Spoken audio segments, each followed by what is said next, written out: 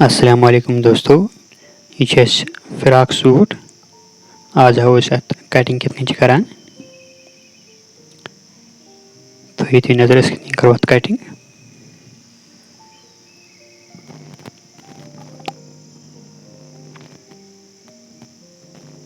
यिथ कन छ अस ये फ्रंट साइड अत।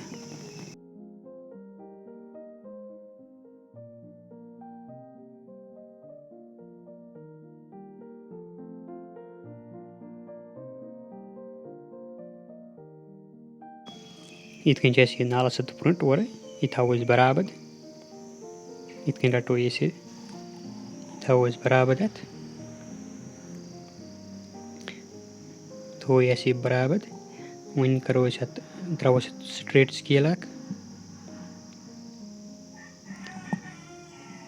वन द्राव अस लेंथ क्या छ 33 छ अस अत लेंथ। अतस त्रो अस मार्क करो स्ट्रेट। बे त्रो अस फोल्डिंग खतर 2 इंच एक्स्ट्रा। करो ये मार्क स्ट्रेट। वन त्रो अस आर्मोल निशान। ओटन आंजन पर त्रो अस आर्मोल निशान। एम त्रो 14.5 आंजन पर निशान। मिलटो अस पर स्टेट आर्मोल के निशान पे अत पे त्रो 14 आंजन पर निशान। करो यम्स मार्क 3 स्ट्रेट।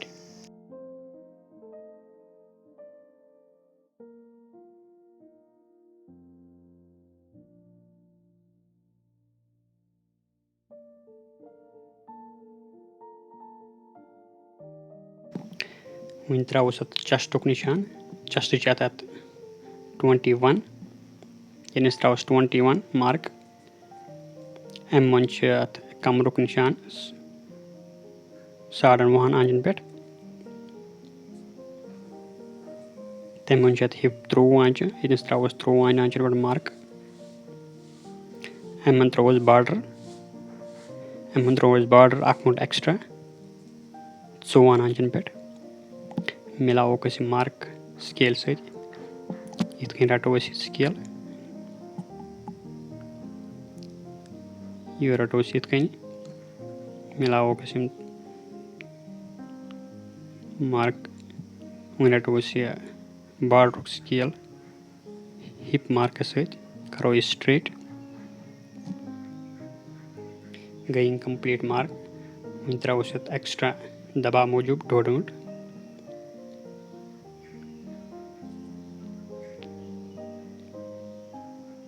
करो इस मार्क के स्ट्रेट।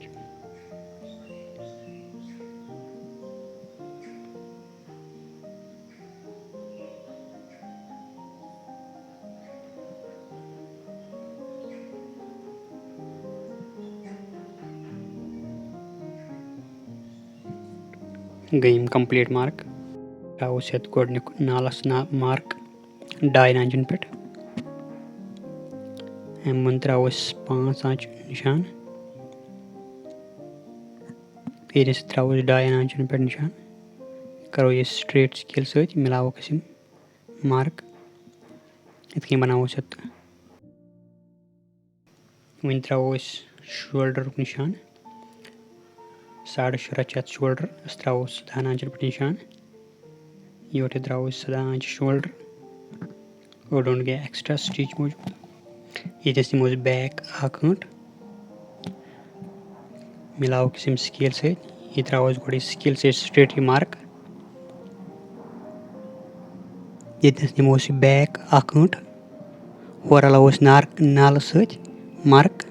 शोल्डर गए 1 गंट डाउन टोटल। यिथ कन चीर अलावन। वन त्रो यस 1 गंट हेर मार्क।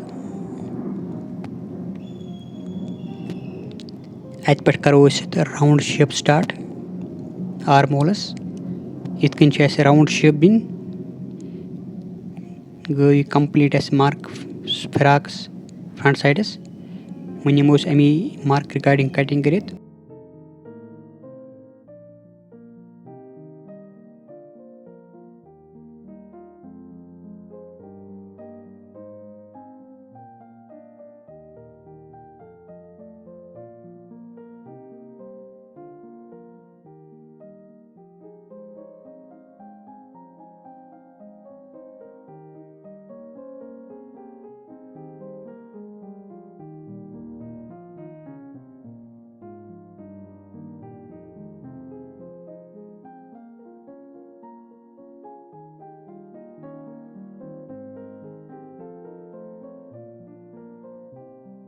वहीं करो बैक साइड कटिंग वो कोता आई टोटल अमी रिकॉर्डिंग करो बैक साइड कटिंग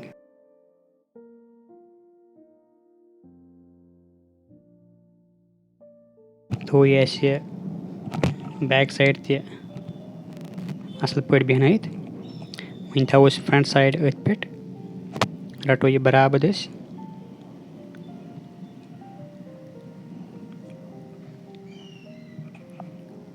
इत कन थो ये बराबर वहीं त्रो back side account extra account back side नी सो एक्स्ट्रा वापस त्रोन बैक साइड इत कन त्रो स्ट्रेट मार्क दिमो राउंड शेप बैक साइड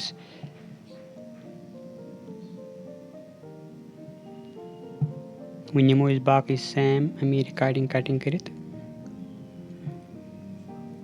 खाली पे बैक साइड एक्स्ट्रा त्रावन दोन ऊंट इत कन करो अत कटिंग गई अत कंप्लीट कटिंग वह नमो योर बॉर्डर ते कटिंग कर गई फ्रंट बैक कंप्लीट कटिंग वह त्रो कट निशान नश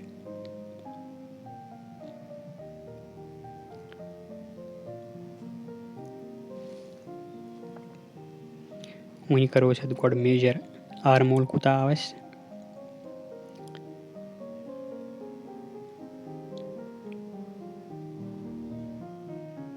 टोटल आव 9 इंच 9 इंच बाजुस आर्मोल कट कर गोट करो नाल ते कट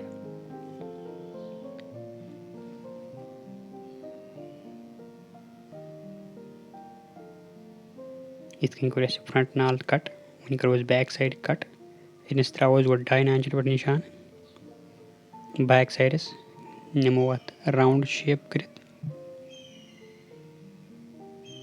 गई कंप्लीट कटिंग फ्रंट बैक्स वहीं करो आर्मोलस कटिंग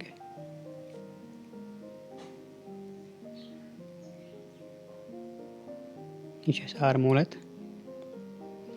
इत कन रटो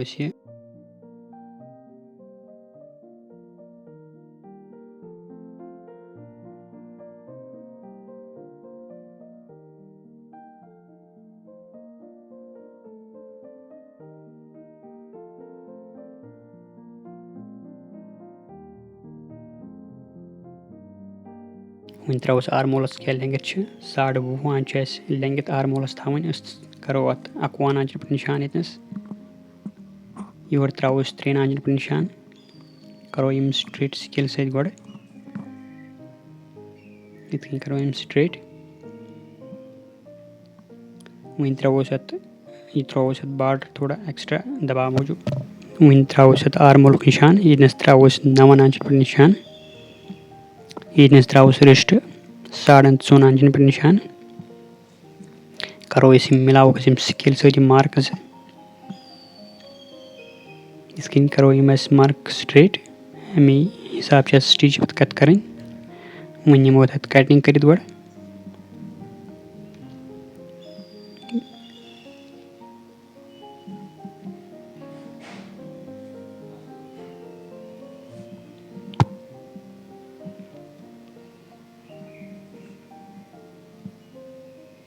वहीं करो बैक साइड क्रंच कटिंग अत क्रंच त्रावन इत कन क्रंच बैक साइड यह कवर अत खतर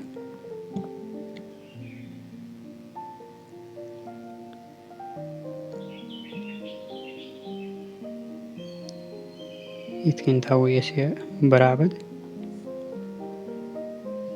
स्टिच मौजूद थोस बराबर हिसाब वहीं करो कटिंग सेम गोड चारों तरफ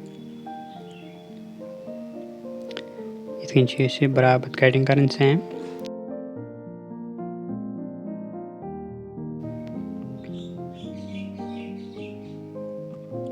गई कंप्लीट कटिंग वहीं करो फ्रंट साइड एक्स्ट्रा कटिंग दो नोट इत कन गई कंप्लीट कटिंग वहीं त्रो कट फोल्डिंग मौजूद गई कंप्लीट कटिंग बाजुस